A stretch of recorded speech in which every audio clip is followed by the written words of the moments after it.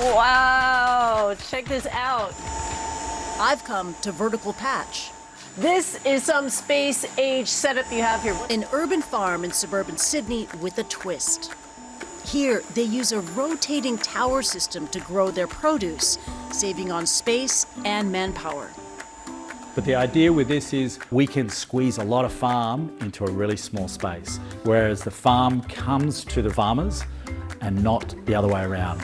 Here, in their small research facility, they can produce 60 tons of leafy greens a year, they say. We got bok choy here. I'm seeing some spinach. It's basil over here. And I am hankering for a salad right now.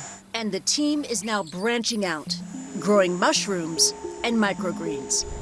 Founded in 2018, their aim is not to replace traditional farms, but to supplement them, using 95% less water, 0 pesticides, and the latest tech from local universities, like these solar-powered sensors.